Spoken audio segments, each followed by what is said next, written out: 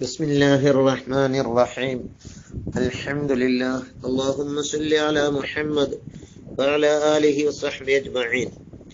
നിസ്കാരം ബാത്തിലാക്കുന്ന കാര്യങ്ങളിൽ ഫാത്തിഹയും അത്തഹിയാത്തും നിർബന്ധമായും ചൊല്ലേണ്ട ഭാഗങ്ങൾ അക്ഷരം തെറ്റിയാൽ നിസ്കാരം ബാത്തിലാകും. അങ്ങനെ നിസ്കരിച്ച് തുടർന്നു പോയാൽ നിസ്കാരം ബാത്തിലായ നിസ്കാരമാകും എന്ന് നമ്മൾ നേരത്തെ പറഞ്ഞിരുന്നു. ഇനി നിസ്കാരം ബാത്തിലാക്കുന്ന മറ്റു കാര്യങ്ങൾ പറയാം. തുടർച്ചയായ അധികരിച്ച പ്രവൃത്തി, നിസ്കാരത്തിൽ പെടാത്ത പ്രവൃത്തി ചെയ്താൽ, തുടർച്ചയായ പ്രവൃത്തി 3 പ്രവൃത്തി ചെയ്താൽ, നിസ്കാരത്തിൽ പെടാത്ത 3 അനക്കങ്ങൾ അനങ്ങിയാൽ നിസ്കാരം ബാത്തിലാകുന്നതാണ്.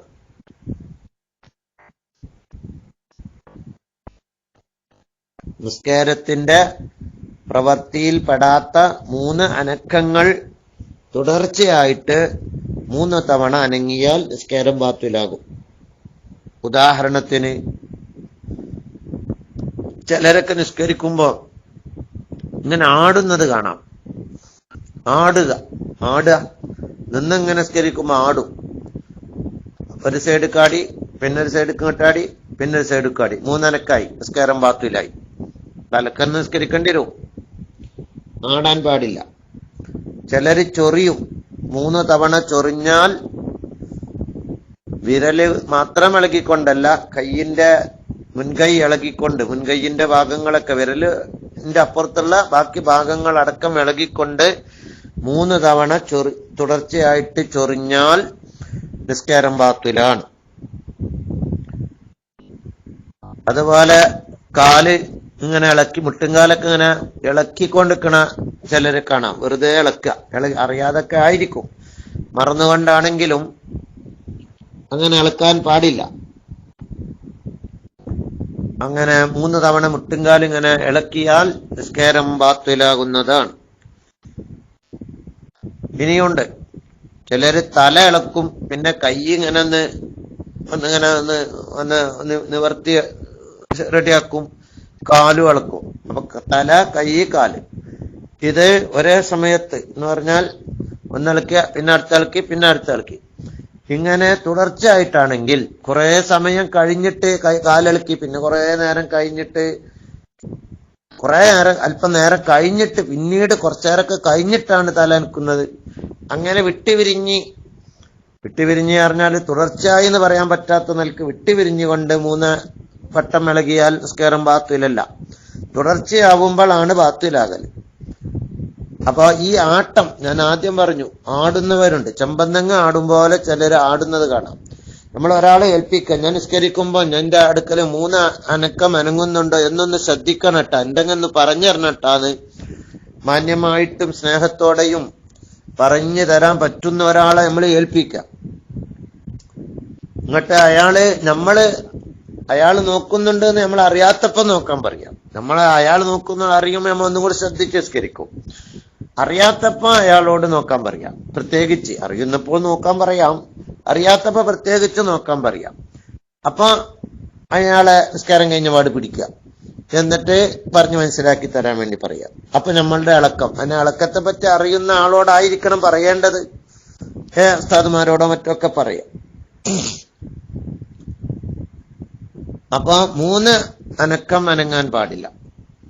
തുടർച്ചയായിട്ടാവുമ്പോ ബാത്തിലോ. ഇനിയിപ്പോ ഒരാൾക്ക് ചൊറിയേണ്ടി വന്നാല്, ഒരാൾക്ക് ഇളകി കുറെ നേരം കഴിഞ്ഞിട്ട് രണ്ടാമത്തെ ആൾക്കാർക്ക്, അല്ലെങ്കിൽ 1 വട്ടം ചൊറിഞ്ഞാൽ മതി, 2 വട്ടം ചൊറിയരുത്, 3 വട്ടം ഏതായാലും ബാത്തിലാക്കും. അപ്പൊ അത്തരം കാര്യങ്ങളൊക്കെ ശ്രദ്ധിക്കുക. മുന്നോട്ട് നടക്കേണ്ടി വരും ചിലപ്പോ. ചിലര് മുന്നോട്ട് നടക്കും, വേക്കോട്ട് നടക്കും. അവിടൊക്കെ 2 കാലെടുത്ത് വെക്കാനേ പാടുള്ളൂ. മറ്റു അവയവങ്ങൾ അവിടെ ഇളകാതെ 2 കാലെടുത്ത് വെക്കുക. മറ്റു അവയവങ്ങൾ ഇളകിയിരിക്കണമെങ്കിൽ അവിടെ 2 അനക്കത്തിലേറാൻ പാടില്ല. 3 അനക്കമായാൽ നിസ്കാരം ബാത്തില. അപ്പൊ അങ്ങോട്ടോ ഇങ്ങോട്ടോ കാലെടുത്ത് വെക്കുമ്പോഴൊക്കെ അത് ജാസ്തിയായ പ്രവൃത്തികളാണ്. നിസ്കാരത്തിന്റെ ഭാഗത്തിൽ പെടാത്ത പ്രവൃത്തികൾ അത് നിസ്കാരം ബാത്തിലാക്കും. 1ഉം 2ഉം 3 ഇളക്കമൊക്കെ ഇളക്കിയാൽ എന്ന് പറഞ്ഞിട്ടുണ്ട്. അത് വളരെ ശ്രദ്ധിക്കണം. പല നിസ്കാരങ്ങളും ശ്രദ്ധിച്ചാല് 3 അനക്കം ഉള്ളതാണ് എന്ന് മനസ്സിലാക്കാൻ സാധിക്കുന്നുണ്ട്. പണ്ഡിതന്മാർ പറഞ്ഞു, 3 മറന്നുകൊണ്ടാണ് ഇളകിയതെങ്കിലും, മറന്നതാണ്, ഓർമ്മയില്ലാതെ ഇളകിപ്പോയതാണ് എങ്കിൽ പോലും നിസ്കാരം ബാത്തിലാകുന്നതാണ്. 2 ചവിട്ടടി എടുത്തു വെച്ചു, 3ാമത്തെ ചവിട്ടടിയും കൂടി എടുത്തു വെച്ചാൽ നിസ്കാരം കെട്ട് ബാത്തിലായി. 3 അവയവങ്ങളെ കൊണ്ടാണെങ്കിലും ബാത്തിലാകും. 1 അവയവം കൊണ്ട് 3 അനക്കമനങ്ങി അതല്ല, തല, കയ്യ്, കാല്, അങ്ങനെ 3 അവയവം കൊണ്ടാണ് ഇളക്കം വന്നത്, തുടർച്ചയായിട്ടാണ് വന്നത് എങ്കിൽ നേരത്തെ ഞാൻ പറഞ്ഞിട്ടുണ്ടത് നിസ്കാരം ബാത്തിലാകും. ഉദാഹരണത്തിന് അവന്റെ തല ഇളക്കി, 2 കയ്യും ഇളക്കി. ഫതുഹുൽ മുഈൻ തന്നെ ഉദാഹരണം പറഞ്ഞതാണത്. തല ഇളക്കി, 2 കയ്യും ഇളക്കി, നിസ്കാരം ബാത്തിലാകും. തല ഇളക്കി, പിന്നെ 2 കയ്യും ഇളക്കി, അപ്പൊ 1 കയ്യും 2 കയ്യും, അപ്പൊ 3 അനക്കായില്ലേ. അതൊക്കെ ശ്രദ്ധിക്കണം എന്ന് ഓർമ്മപ്പെടുത്തുകയാണ്.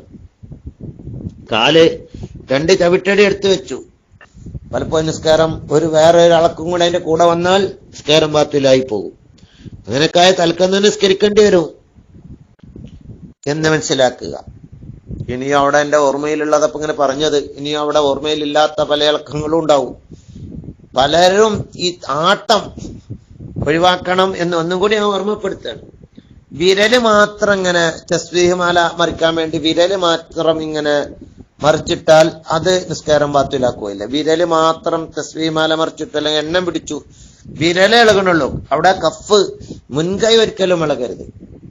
വിരല് മാത്രം ഇങ്ങനെ 10 വിരല് ഇളകിയാലും ബാത്തിലാകൂല, മുൻകൈ ഇളകരുത്.